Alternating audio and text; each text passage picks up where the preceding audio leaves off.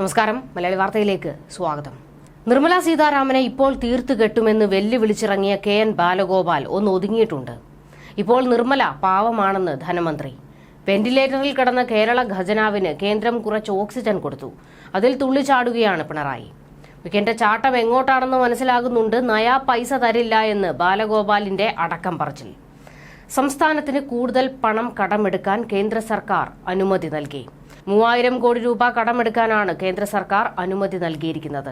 സംസ്ഥാനത്തിന്റെ വായ്പാ പരിധിയിൽ നിന്ന് 3000 കോടി രൂപ കടമെടുക്കാനാണ് മുൻകൂർ അനുമതി നൽകിയത്.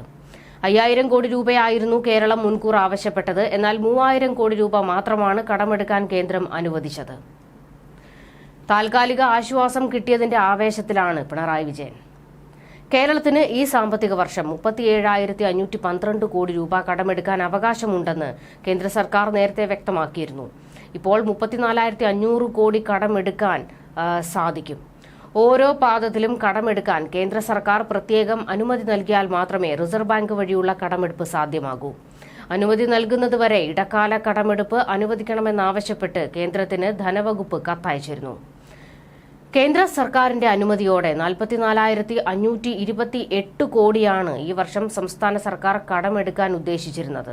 ഈ തുകയാണ് ബജറ്റിൽ കടമെടുപ്പ് വരവായി ഉൾപ്പെടുത്തിയിരുന്നത്. ഇതിൽ നിന്ന് 7,016 കോടി രൂപ കുറച്ചാണ് ഇപ്പോൾ കേന്ദ്രം നിശ്ചയിച്ചിരിക്കുന്നത്.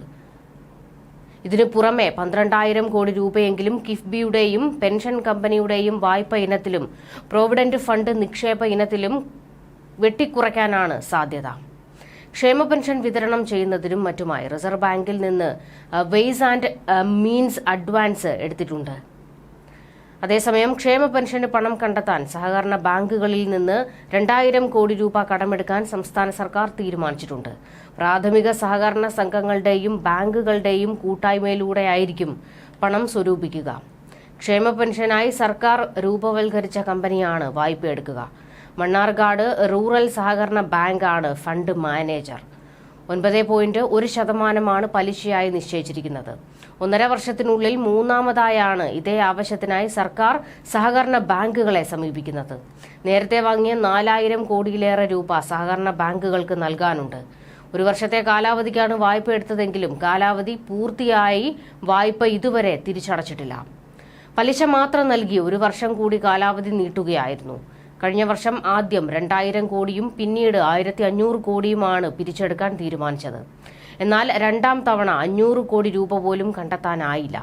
പെൻഷൻ കമ്പനിക്ക് നൽകിയ വായ്പാ കാലാവധിക്ക് ശേഷവും തിരിച്ചു ലഭിക്കാത്തത് വീണ്ടും പണം നൽകുന്നതിന് സഹകരണ ബാങ്കുകളെ പിന്തിരിപ്പിക്കുന്നുണ്ട്.